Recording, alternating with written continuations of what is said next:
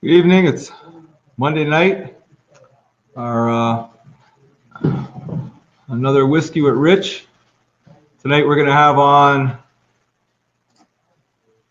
one of our favorite kayak anglers, Dave Mull. He's going to talk about his experience at National Championship, and later he'll fill us in on the first event on White Lake, the first Michigan Kayak Trail event. Rick Beauchamp will also join us, and right now we'll bring on Dave.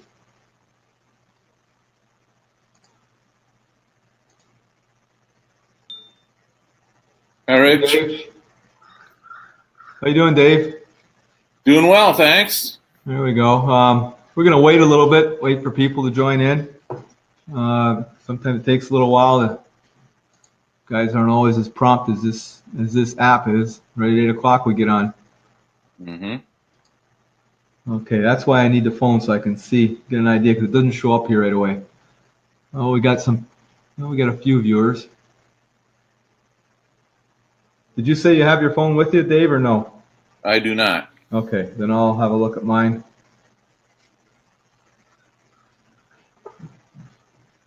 Dave, while we're waiting, we can tell everybody where you are right now. We don't get to live. We can live our life through you right now. You're traveling you get to do, and all different fishing and lakes. Yeah, I'm really lucky right now. I'm in central Arkansas in Lake Ouachita in a really nice resort called Mountain Harbor Resort. It's near Ida Springs, just about in the middle of the state, I think. Beautiful place, beautiful accommodations. Lake's lovely. Caught a bunch of spotted bass today. Great big old crappie. Had a lot of fun fishing out of the kayak, of course. Nice. We got Tom already joined us here. Yeah.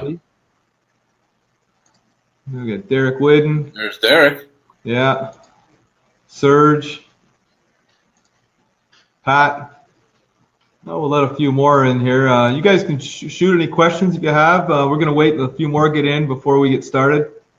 Get another minute or two. Yeah, we're having lovely weather. It's I think it's about 70 degrees. Actually got really warm on the water. First time since last summer. The only place it's getting warm is in the house right now, because it's it gets that threshold where it gets warm outside and you don't have the heat on or the air conditioning, and it just oh geez, we got Matt Scotch from Texas has joined us. How's it going, Matt? So Dave, are you allowed to say where you're going next week? Again, we like to live through your experiences. Yeah, I'm going up to Lewiston, New York, on the Niagara River. We're going to fish Lake Erie and Lake Ontario and probably the river some, mostly for smallmouth, maybe some steelhead action. It's a deal put together by Strike King and Ray Marine and some other sponsors. Jackson Kayak's going to be there. It'd be a lot of fun. So will you be fishing in kayaks, Dave? Yeah, there'll be some fishing kayaks this year. This is the first year that I know of that they've had a kayak company. As there's some current out there, isn't there? Yeah, there is. It would be really cool to go out to the bar on a kayak and pick up some lake trout. That would be fun. I've researched it. I don't know how many times. I've contacted people. I've just never had the nerve to get out there. My wife and I did a trip to Niagara by the Lake and Niagara Falls one February, and I even went down to the Queenston dock just to have a look at the water. And they have a nice backdraft there that I had the nerve to get in there and fish for some nice brown trout, and just haven't gotten the nerve to do it. 2 years ago, I took my Hobie over there, and there's a great big eddy on the American side also. Mm-hmm. You can put in at Lewiston, and you just float on down, and you get back. It's like almost a mile, I think. Then you can just pretty much just float on back up to Lewiston. Yeah. Very nice. I caught a pike and some smallmouth. It was fun. Yeah. I think if, maybe going out with a group one day, it'd be nice to organize a group and even have a power boat as a backup. That would be a good idea. Where we could really do not just the research, but get out there and carefully with some support try things out, because I bet it would be a great fishery to get out on. It would be a blast. Yes. Yeah.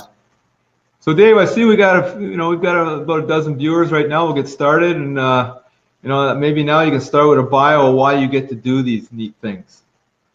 Well, I've been a outdoor communicators for a long time, newspaper columnist and magazine writer, and was full-time editor for Great Lakes Angler magazine for a dozen years. And I'm back to freelancing now. One of my main gigs is for Midwest Outdoors. I do their social media as well as their copy editing and proofreading for the magazine. And it keeps me hopping. And still do some freelance. I have a per-issue Bass by Yak column in Bassmaster magazine. And I have a newspaper column for the St. Joseph Herald Palladium. Yeah, so you really get around there. I mean, and you even create your own stories. We'll talk about that later. Right? Yeah, yeah. I got to quit doing that. You know, getting I think more dangerous. one of the first times I actually read about you or saw your name in writing was your trip on Lake, your activity on Lake Michigan. Right. Yeah. 2012, day before 4th of July, and our boat sank about 5 miles from shore with 4 of us in it. And that was one of the warmest years on Lake Michigan, wasn't it? As far as water temperature. South Haven, Michigan. Yeah. Yeah. We got some salmon and stuff, and we just took water over the back. We got some copper wire and wire tangled up in the outboard. We were trying to get that off and just took water over the back, and this Lake of Salt boat apparently didn't have the proper flotation and just capsized and sank. It was gone. How long did that take from the time that water started leaking into the boat went down? It was super fast. I'll bet you from the time it took water over the back to the time it capsized was probably less than a minute. And then once it was belly up, it was just turtled. It was probably maybe 3 minutes or maybe 4 minutes, and it was gone. Wow. And what was the water temperature, surface temperature? Luckily, it was the warmest ever for that time of year. It was 70 degrees. I remember reading that. Yeah, so hypothermia was not a huge concern. I think you have like 4 hours or something before you start getting symptoms of hypothermia. And how long were you in the water before you were rescued? I was in, I kind of forget now. I think 2.5 hours. Yeah. Were you feeling the temperature creeping up on you yet? Once I was out, I started getting a little chilled, but I was not chilled while I was in the water that I recall. I was starting to get like foot cramps and stuff. Yeah. I was hanging on to a cooler. Yes. And I didn't have a PFD on. You had the cooler though. Yeah. Luckily. Yeah, I had the cooler, and there were drinks rattling around inside of it, some Cokes and stuff. So, I knew I could survive. What was the length of that boat? It was an 18-footer center console. Yeah. Wow. You would never think something like that would happen in a boat like that quick. But, well, we'll go on here. So you've been in the fishing world for a long time as a writer, an editor, and when did you start kayak fishing? About 6 years ago, I think. It was about 2011 or 2012. We got a Hobie to do a cover photo with, and I had the choice of shipping it back or buying it, and I got a really good deal on it, so I bought it. And it actually kind of sat. I didn't really use it because I was big into, Great Lakes trolling back then. And it sat for probably a year before I really used it. And I needed photos of a hummingbird depth finder or something in the magazine. So I took it out, and it needed to show the GPS on it. So I was pedaling it around a lake that's near my house. And, of course, I had a couple rods along and fished around some lily pads and hooked a largemouth that towed me into the lily pads. And that's kind of what hooked me. Hooked you? Yeah. It was a 3-pound bass. It was a nice bass, but it wasn't, a gargantuan bass. But that just kind of resonated with me, and I have been kind of addicted to kayak fishing ever since. Yeah, wow. Well, do you have any favorite lakes or rivers that you've experienced with the kayak since you started kayak fishing? My favorite river is the Kalamazoo. It's nice and close. It's full of smallmouths. It's not always the most scenic river, but it's just got a lot of fish in it, and it does have some nice scenery too. It's an easy river to kayak, close by me. Then what I like about where I live in Pawpaw, Michigan, is I drew a 6-mile circumference circle around my house one time on one of those gazetteers, and there were 19 lakes with public access within 6 miles either way. So I like exploring those, and that's ones that have state access. There's plenty more that have places where you can get a kayak in. And it's not just bass fishing neither. You've got those streams near you where you can steelhead fish year round. Right, the St. Joe's close by, the Black River. I haven't really done much of that steelhead stuff. I have. Well, you and I went out coho fishing that one time out of New Buffalo. Yeah, that was nice. And even down there in Indiana, south of there, some of our buddies there get out for limits of coho in minutes. Yeah. I saw Nick Weber's already been out and he's gotten some nice coho in his boat. Yeah, and Rob Wendell over there in Wisconsin goes out. Oh yeah. I've been over to Wisconsin and fished with Rob. I'm envious of the they've got everything. They've got muskie, pike, bass, salmon, trout. I mean, they've got everything. Yeah. But anyways, we'd like you to talk your latest experience. You had the opportunity to write about, and you did a great story. Super, and it also brings up the uncomfortable subject about water safety, especially in kayaks. Oh yeah, Dave, and I went down a week before for the KBF National Championship. We pre-fished every day, and the night of the captain's meeting, I don't even know if you got there for the captain's meeting. I saw you walk in late Thursday night, and you told me you just got in, and we all figured you're the guy that's going to do well because you didn't pre-fish, because we learned nothing on our first 4 days. But go ahead and tell us how your first day went, then go into the second day. Yeah, I had an amazing tournament. I went down to Ken Lake Marina, or up from there. And the reason I did that is I just knew the lay of the land. That's where I fished when I got 7th place in the Hobie Open. The first one I fished was 3 or 4 years ago. Well, ironically, my first one was the year before that, and I got 3rd place fishing that Ken Lake. Yeah. So, I really had no prospect of doing well there. I had no idea, but I figured, there's a big spawning area there, and if fish were moving up there, it might be around there. And the other thing was, I didn't hear anybody else talking about going there. Everybody was talking about this or that, over to Leatherwood on the other side. A lot of guys were going there. Yep. And I figured with 752 or 751 guys in that tournament, the angling pressure was going to be something. So I just went to Ken Lake, and that first day there were only about 6 other kayaks there, so that was good. I didn't have a fish until 1:10. I was starting to think I was going to get skunked, but then I caught 2 right away, and as I was taking the second one off, my little Ned rig was dangling in the water with the bail open. And I reached over. I didn't realize the bail was open. I was just going to bring it in and check it out and make sure that it was ready to go again.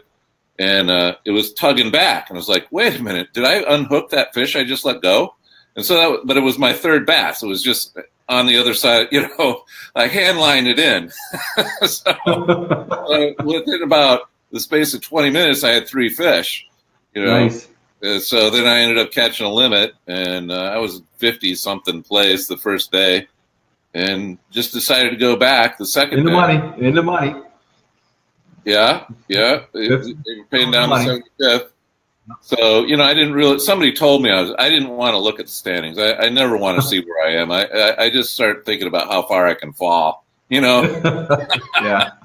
So the second day I went back and instead of using the Ned rig, I was kind of tired, repetitive motion with the spinning rod. My shoulder was kind of achy, so I put a centipede, a Texas rig centipede on a bait caster, and I caught a fish right away. It was like at 7:30. I had my first fish, which was, 5 hours sooner than I had any fish the day before. So I was like, hey, here we go. And so I was like, I'm going to start experimenting. I'm going to put on a Alabama rig, and I'm turned around and I'm rooting through my crate there, and all of a sudden I just flipped over with the speed of a mousetrap closing. Just bam, and I didn't even have time to think like, oh, I'm going over, And so after about 19 F-bombs, it was cold too. It was 52 degrees. I wasn't wearing a dry suit. I just had a rain suit on. Immediately soaked, and I had a PFD on. One thing that I haven't brought up before was I had brought an inflatable, which I always wear. I prefer an inflatable, but I checked it out. I started to put it on the first day and realized it didn't have a CO2 cartridge in it. Oh, I've done that. And it passed my mind, like, you know what? Nobody's going to check this, and it's going to be so much more comfortable, But then I did have a new Cocatat in the SUV, so I opted for sanity and put that on. So that kept me above water, but I was kind of off by myself. I didn't think anybody had seen me go in. And I initially said I was about 300 yards from shore, but I think I was closer. And I flipped my kayak back over, and somehow, seriously, by some miracle, grace of God, 3 rods were still in my crate. I have no explanation how 3 rods sank, and yet 3 were still in there. Because the boat was upside down for a good 10 seconds, before I was like, I gathered my wits together and flipped it back over. And with the rain suit and stuff, and the way I had set up my anchor wizard and rod holders and stuff, there's no way I could climb back into the kayak. So, I was close enough to shore that I started going in. And then I remembered I had my anchor down, so I cranked up the anchor while I was still in the water. And I'm starting to go in, and I was starting to really get cold, 52 degrees. And I don't know the chart. I think you have a good 45 minutes or something, 52 degrees. It's your dexterity that you lose first. Yeah. And what was really happening to me, though, was I was starting to hyperventilate. And I could not control my breathing. And so I was headed in, but not making any headway. And I was like, oh, man, I was really scared. I was much more scared than I was when I was Lake Michigan. I figured in Lake Michigan, somebody's going to see the cooler and come and find me. And that's exactly what happened. But I was starting to worry about, maybe having a heart attack, or because of hyperventilating, I could pass out, and then a voice came in, hey, brother, need a hand? And it was a fellow competitor, Matt Randolph from Pittsburgh, who I didn't know him, but he came over and towed me to shore. He had a electric motor in his kayak and towed me to shore, and he made sure I was okay. And he helped me in the water too. He's like, just take some deep breaths and calm down. And 5 minutes later, I was, standing up in shallow water. Then it was a matter of kind of walking up and down the shore, collecting my stuff as it floated in, because I had a bunch of Ziploc bags and stuff. And I'm still amazed that stuff stayed in my crate too, because my crate was open. It's just weird stuff happened there. So I lost all the jig heads I was using from the day before, and the bait that had caught my first bass was on the rod. That was gone. Along with the Ned rig I was throwing the day before. It was a big TRD that had shortened down a little bit and had a jig that's made by a guy in Pennsylvania with a sickle hook. Love the jigs, but they were all gone. So I switched over to a Tube Z TRD, finesse tube. And because I was cold, I think it really helped me, because to warm up, I pedaled to where I'd seen, bass boats coming in on the other side. I'd never fished over there, but I needed to do something to warm up, so I pedaled over there, and I ended up catching my last 4 fish there. Wow. And where did you end up? I was 31st. Jeez, that is That is quite the story, Dave. I mean, I didn't fall in, but I succumbed to. I got a chill in me, and I ended up going to sleep in my truck for an hour. Probably Yeah. cost me getting my last 2 fish. And I mean, like I said, I didn't fall in, but I know what it's like to get cold. You just can't fish anymore. And I started thinking about. way you do. Well, I started thinking about the movies I've seen about Navy SEAL training and stuff, and it's like, Yeah. I'm not going to be a wuss and go and warm up the truck. I can do this, And it wasn't windy. If it had been windy and I'd been super cold, I would have. But I was chilled and I was soaking wet. It was pretty funny because I had those like knee-high neoprene boots on. Never mind. You got a few more layers than I do. Yeah. And when I got back in a kayak, I could barely lift my legs in, because they were so full of water.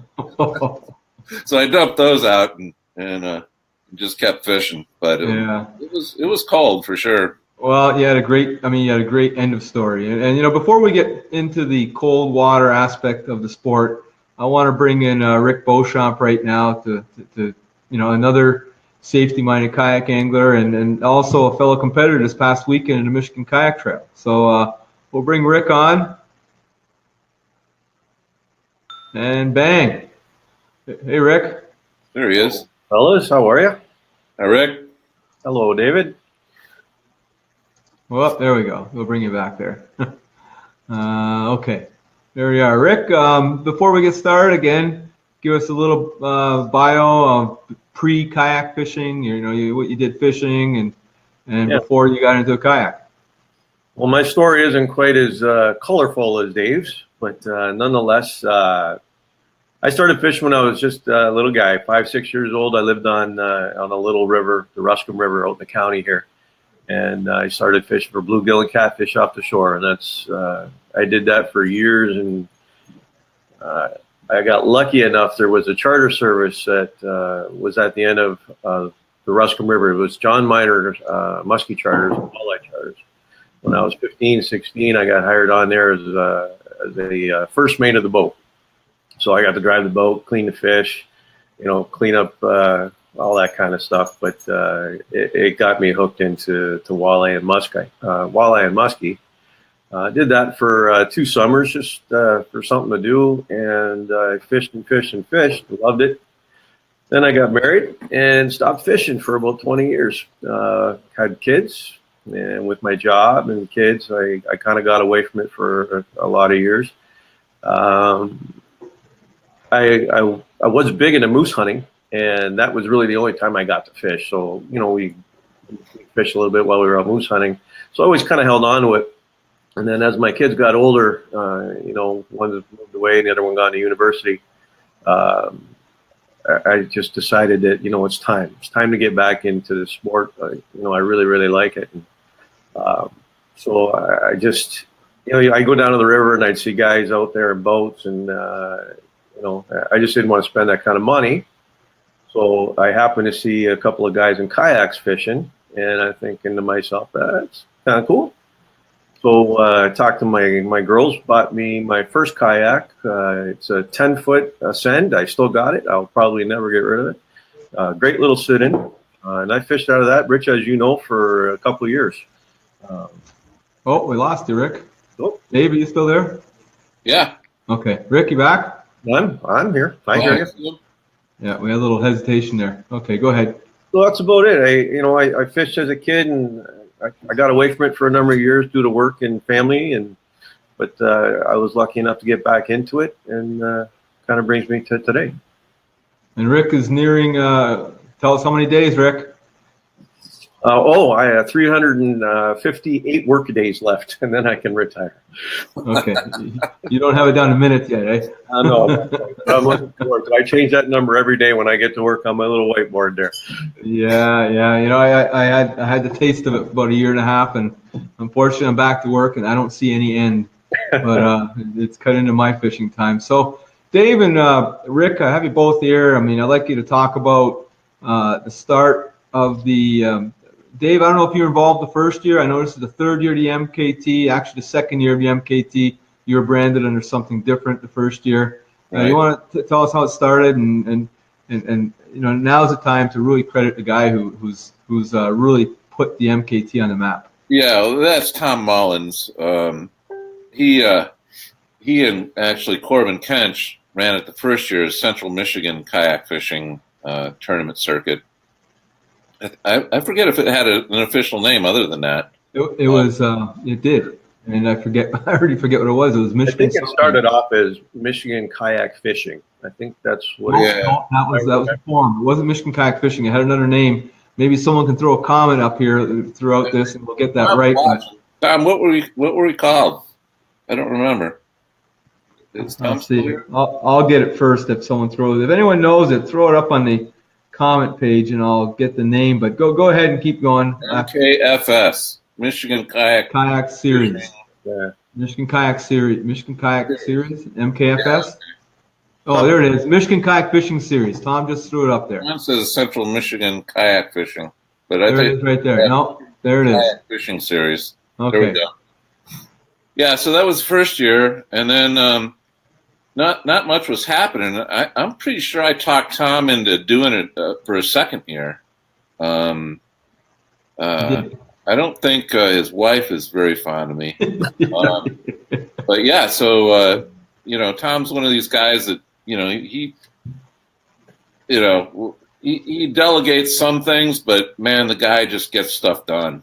He's a good salesman. He's gotten lots of prizes for us, and has really run a tight ship. I think I haven't heard any complaints about anything as far as the series goes. Nope, nothing at all. Nothing but praise. We've had good venues. White Lake turned out, the fishing wasn't that great, but it's a great venue. I'm sure we'll go back probably next year. Well, maybe the fishing wasn't that great, but let's talk about weather at all the MKT events. I mean, it's amazing the turnouts you get. And Rick, what kind of weather have you endured doing the MKT events? Well, the MKT events for me, luckily, have been all pretty damn good. The weather this past weekend was just it was phenomenal.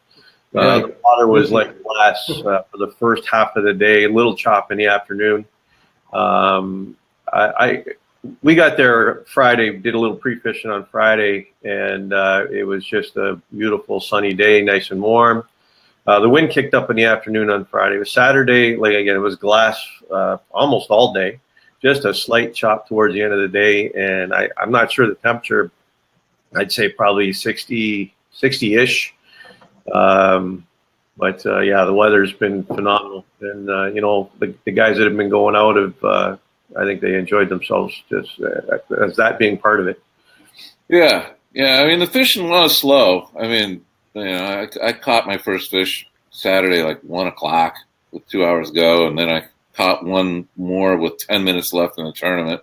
But other guys did really well. I mean, I'm not sure how many limits were caught. I don't think that many. There was 11. Yeah, 11, 5 fish. I had a look today. There was 11 guys that fished that filled their card, and I think there was 53, something like that caught fish. Scored a fish. Yeah. Okay. Well, that's tough spring fishing. We Dave, you and I experienced that, you didn't. You caught fish even with all the adversity you had, but it was still tough though. 750 anglers, and I heard there was 67 put in limits both days. So I mean, very very similar to what you guys endured on Saturday. So what are some of the differences we've seen now? Like I still remember one of the first Gull Lake events. Dave, I remember you and I met up with AJ McWhorter that first day. We talk about doing an event at a Gull Lake, and I'll tell you, I've always been an advocate of dry suits. I started kayak fishing. I brought cold weather gear before I went out in the water. And when I showed up to that first tournament in Gull Lake, I mean, it was a cold May day. Yep. It was a cold day. The water was cold, and I saw people in jeans going out and sit inside kayaks. I was petrified for them. I didn't even want to look. Yeah. And fast forward 5-6 years now, and we see you guys mentioned more dry suits again this past weekend. We don't see as many sit-insides, I don't think. Did you see that many out of 120? I don't recall seeing any, other than maybe the Jackson What's that one? The Mayfly? No, there's a Jackson. Not the big. Is it the big rig? No. No, I know it. Kilroy. I know it. Kilroy. The Kilroy sit inside. Yeah, That's kind of a semi sit inside. Semi sit inside, much like the Native Ultimate. Yeah, but yeah, I think probably 99% of the field had sit on tops. Yeah. But and yes, this past weekend was a beautiful day on Saturday. I was out at our trailer on Lake St. Clair, and I saw people in 10-foot sit-insides with short sleeves, and I know the water temperature was in the low 40s. Sure. And I still have bad dreams that I'm going to see someone flip over, and there's nothing I can do about it. We had it happen here in Essex County about 4 or 5 years ago. A young couple went out, barely water over their head. The boyfriend made it, the girlfriend didn't. And it's this time of the year that people have no idea. I didn't when I was younger. I mean, we were all full of confidence and no brains, and we had no idea what cold water can do, let alone they have no way of getting back in. And every time, or not every time, but it's not so bad now, but when we start talking about wearing cold weather gear, we get the guys that want to say, you can't tell me what to do, and your scare tactics, and it's almost like telling people wear PFDs. They don't want to be told what to do in the water. But I dread the day I'm going to be on the water and someone has a heart attack or someone falls in the water and they're not wearing the proper gear, and I have to take a chance and go and rescue them. Right. Because of their ignorance. And I'm hesitant to fish with people in cold water situations anymore that don't have the cold water gear, because I don't want to be in that position. Yeah. How do you guys feel? I was really worried about White Lake because we had a lot of new guys that first time tournaments and stuff, and that they were wearing rain suits. And, they were plenty warm on top of the water, but I got a lot of I put on quite a show taking off my dry suit at the measure-in or award ceremony, but I'm wearing a sucker all the time. I'm always going to be prepared for the worst. After it takes something like, oh, thanks for putting the photo up. You have to be Harry Houdini to get out of that thing. Seriously, it's awful, but it's worth it. I know if I get in, if I do fall in again, and I'm being extra careful that I don't fall in again. So hopefully I don't. But you never know. Yeah. And I think you really should invest in a dry suit if you're going to fish this kind of cold water. I've always compared it to fishing over boiling oil. It's just about as deadly. It really is. Yeah. You go in and you have a PFD, and that's basically to help people find you. Well, and Rick, you haven't experienced it, but Dave and I both have experienced it now. The more experience you get in a kayak, what do you gain? What is that dangerous thing you gain, Dave? Overconfidence. Yeah. I've been lucky. Knock on wood. That's exactly that. I had the furthest thought from my mind was being in any kind of risky situation, turning around, rooting through my crate, and apparently I just hung my butt too far over the side and, got off center, and I wasn't paying attention. Well, in my experience, it was, I think I was a little more stupid about it. I had a feeling that something might happen, but, then I still went ahead and did it anyways. But the bottom line was, what was nice to learn was I was close to shore. I was in deep water, but I was anchored. And when I went in, I was in 38-degree water. And that cold water shock, I'm a calm guy. I don't panic.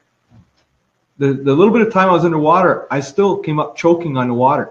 Yeah. And instead of trying to flip my kayak over, I thought, nope, I'm going to swim to shore. And I had an inflatable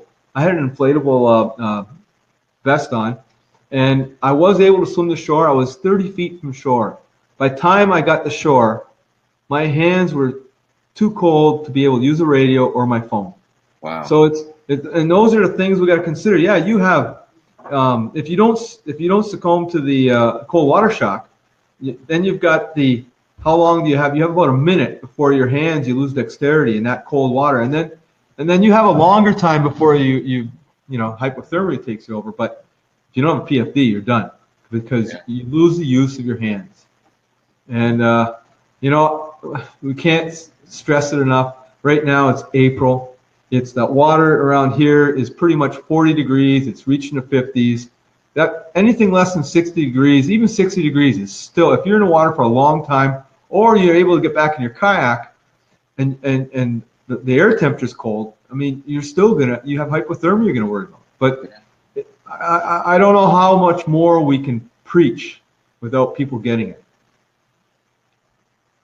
Any comments, Rick? Dave?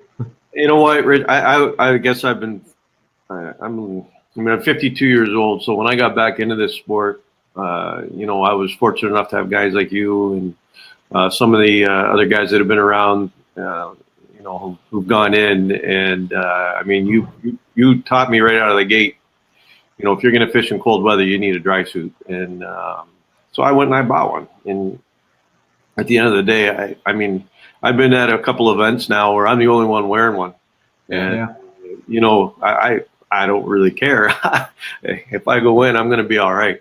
Or at least I'll have a fighting chance anyway. It's a no-brainer in my mind. You know what? I got 2 daughters. I got a wife of 30 years and a grandkid on the way. So I am not taking a chance. It's not worth it. I agree. Dave, any closing comments about that? Well, I know my 4 dogs would miss me if I went in. But you know what? I don't recall seeing. There had to be somebody wearing a dry suit at White. Were you wearing your dry suit, Rick? Oh yeah. There actually, Derek Wynn and I, we made a comment about it. We noticed ourselves that there was a lot more guys wearing them. Yeah. There were a lot that weren't. There was probably a good dozen, maybe 15 guys that I saw that were wearing them. Yeah. I bought mine before I bought my first good fish finder. Yeah. Because to me, that I think that's more important than getting that fish finder. I mean, that's the second most important thing after you buy your kayak. Yeah. We got friends, Rick, you and I, that Dan and Tim, before they even joined the sport, they went out and bought their dry suit. Yep. And I credit, for me, there was a fellow that died on Lake Ontario. He went out, he had a dry suit on. He still died. He got caught in a squall and ended up out in Lake Ontario. They found him later dead. So I thought, I'm not taking any chances. And we preach it, and we've taken some negativity from it, Rick. I mean, you know that. Yep. It's just, I hope that it's like we wear the PFD or you wear your seatbelt. It's the same as wearing a seatbelt. You don't expect to get in an accident. I mean, I hope I don't ever flip again, but it's still that insurance that's going to make sure we come out of it.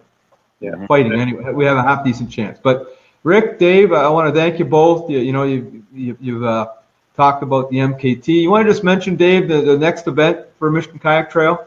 Yeah, we got one coming up May 5th or 6th. It's a first Saturday in May in Coopersville at Gull Lake Marine in Coopersville, Michigan. It's going to be Grand River and connected waters, so you can fish Spring Lake. It doesn't necessarily have to be flowing water. It can be a bayou on the Grand River, and basically it. But it's got to be part of the Grand River this time. It's shaping up to be a good tournament already. I think there's like 24 guys already registered. So yeah, that's great. That's great. Hopefully we have a bunch of guys that fish, all 4 of the regular season ones and the championship this year. Yeah, and once again, I want to credit Tom Mullins for doing a great job with the Michigan Kayak Trail. I mean, 120 anglers, and last year I think you had similar number for the first event. I think it was 123 last year. Yeah. Yeah, just unbelievable, and I'm sure that the May 6th event's going to have that. For kayak anglers that are tuning in or watch this video later, there's an event this week on Belleville Lake and Ford Lake in. I think is that considered Romulus? I'm not even sure. Somewhere between Romulus, Wyandotte, and Ypsilanti there. Lakes that are this will be the first kayak event on those lakes. I went out on Saturday pre-fish, nothing. I mean, it's going to be another one of those events where I think the guys who catch 5 fish are going to be in the top, are going to place. So again, Dave, Rick, thank you very much. we got to tune in again. I'm hoping I've already secured Mr. Taft, our 2018 KBF National Championship, has agreed to come on, and within the next couple of weeks we'll hear his story. So thanks again, guys, and good night. Happy fishing. All right. See ya. Thanks, guys.